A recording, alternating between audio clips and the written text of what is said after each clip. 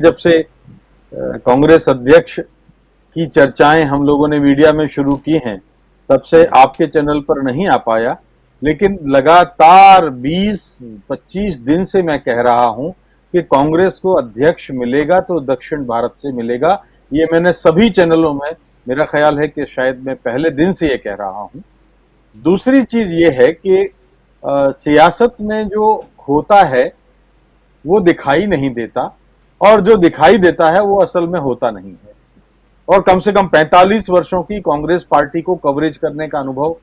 हासिल करने के बाद मैं ये जिम्मेदारी से कह सकता हूं कि निश्चित रूप से सियासी दांव-पेच हम लोग आजकल जो चर्चाएं करने लगे हैं, उन चर्चाओं में कई सारी चीजों पर हम लोग विश्लेषण उस गहराई से नहीं करते।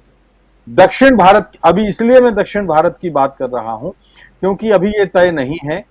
8 अक्टूबर तक के चुनाव होंगे या कौन नामांकन वापस लेगा, या मल्लिकार्जुन वर्सेस शशि थरूर होगा, या त्रिकोणीय संघर्ष होगा।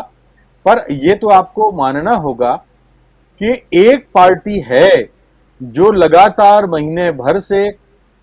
अपने राष्ट्रीय अध्यक्ष के चुनाव को लेकर सुर्खियों में है,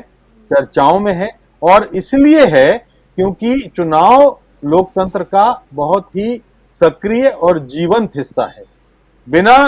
चयन के मनोनयन आप जो है ये कल्पना ही नहीं कर सकते। तो एक तरफ तो ये बात हम करते हैं कि कांग्रेस पार्टी में अध्यक्ष पद का चुनाव हो रहा है, दूसरी तरफ हम देखते हैं कि लगभग इन्हीं दिनों, मेरा ख्याल है शायद 3 या 4 दिन ही हुए हैं,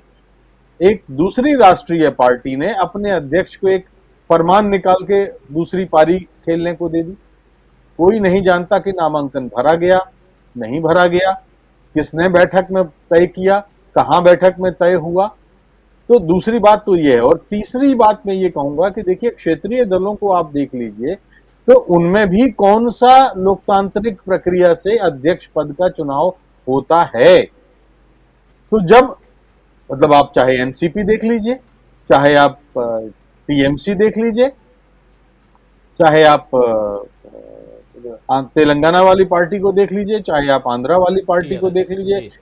टीआरएस को देख, कोई भी पार्टी, उत्तर प्रदेश देख लीजिए, समाजवादी पार्टी देख लीजिए, बहुजन समाज पार्टी देख लीजिए, कौन, शिवसेना देख लीजिए, कौन सी ऐसी पार्टी है जो बाकायदा लोकतांत्रिक अपनी पार्टी संविधान के मुताबिक अपना अध्यक्ष पद चुनती है। इसके दूसरे तरफ अगर आप देखें तो हमने देखा है कि सोनिया गांधी का भी चुनाव जितेंद्र प्रसाद आए थे सामने एक बार। तो जब ऐसा होता है तो हमें इस देश के लोकतांत्रिक संवैधानिक व्यवस्था पर भरोसा करना पड़ता है कि इसका अर्थ यह है कि अभी हमारे देश की रगों में लोकतांत्रिक सेहत मजबूत है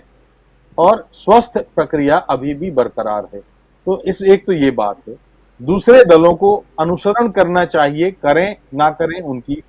मर्जी है, लेकिन ये बात मैं कहना चाहता हूं कि देखिए, अब कांग्रेस को मैं क्यों कह रहा था लगातार 20 दिनों से कि उत्तर भारत में हमने उत्तर प्रदेश के चुनाव देखे,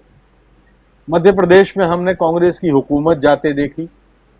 राजस्थान में अब यह है कि अगले साल विधानसभा चुनाव है और जो वहां की परंपरा है उसमें अगले चुनाव में कांग्रेस के लिए बहुत मुश्किल है, चाहे गहलोत रहें और चाहे गहलोत ना रहें, चाहे पायलट आए और चाहे पायलट नहीं आए, कांग्रेस के लिए बहुत बहुत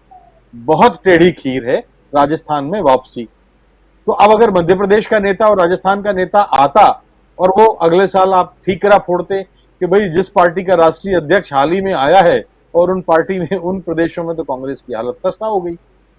एक, और जो कि हमें दिख रहा है क्योंकि हम लोग महीने में 20 दिन घूमते हैं तो हमें पता है। दूसरी तरफ यह है कि जो मैं असल बात है कि हमने उत्तर प्रदेश के चुनाव देखे और जिस आधार पर अब एक वर्टिकल डिवीजन मतदाताओं के बीच में कर दिया गया है, सांप्रदायिक विभाजन कर दिया गया है, वैसी उस सूरत में उत्तर भारत में ये विभाजन की जो रेखाएं हैं बहुत गहरी हैं और खाई बहुत गहरी हो गई है। तो ऐसी सूरत में कांग्रेस के जो बीज हैं उत्तर भारत में वो बांझ हो गए हैं, सूखने लगे हैं। मैं ये नहीं कहता कि कांग्रेस खत्म हो गई, कांग्रेस के पास है अभी भी बड़ा मत प्रतिशत है, लेकिन यहां भारतीय जनता पार्टी अपने सांप्रदायिक विभाजन के जरिए एक बहुत बड़ी ताकत के जरिए उत्तर भारत में सामने है। दक्षिण भारत में अभी भी कांग्रेस के बीज उर्वर हैं, अभी भी उर्वर जमीन वहां है, और इसीलिए आप देखते हैं कि राहुल गांधी एक योजना के तहत केरल जाते हैं।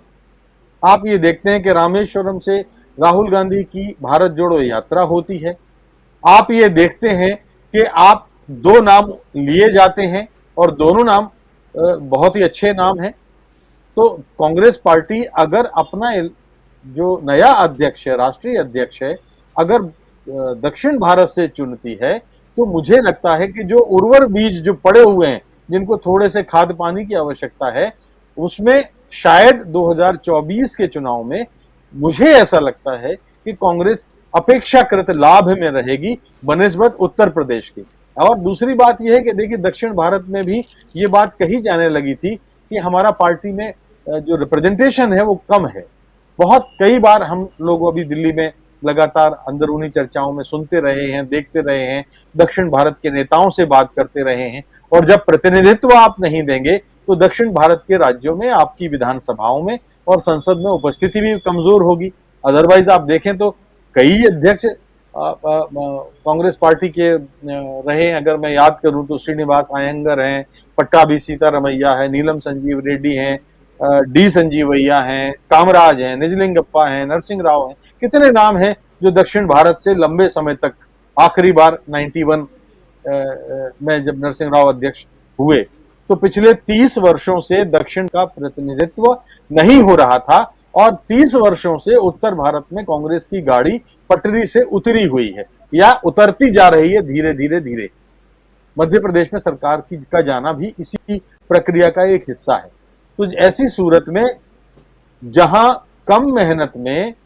अपेक्षाकृत परिणाम अधिक मिले, वहां कांग्रेस की प्राथमिकता होती है, ये होनी चाहिए, ये मैं जो कह सकता हूं। और एक छोटा सा दुकानदार भी देखता है कि वो उस मोहल्ले में अपना दूध डेयरी खोलता है जिस मोहल्ले में कोई दूसरी डेयरी नहीं होती।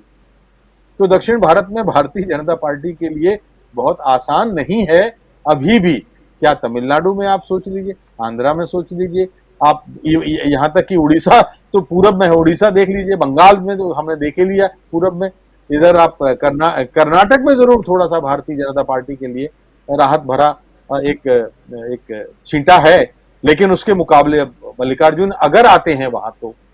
केरल में खुद उनकी क्या स्थिति है हम सब जानते हैं। तो कहने का मतलब यह है, मैं अंत में यही बात कहूंगा कि दक्षिण भारत से अध्यक्ष का चुना जाना पहले दिन से तय था, लेकिन तब तक जो ड्रामा होना था, क्योंकि आप देखिए कि इन दोनों एक मीडिया वो है जो खरीदा जा रहा है,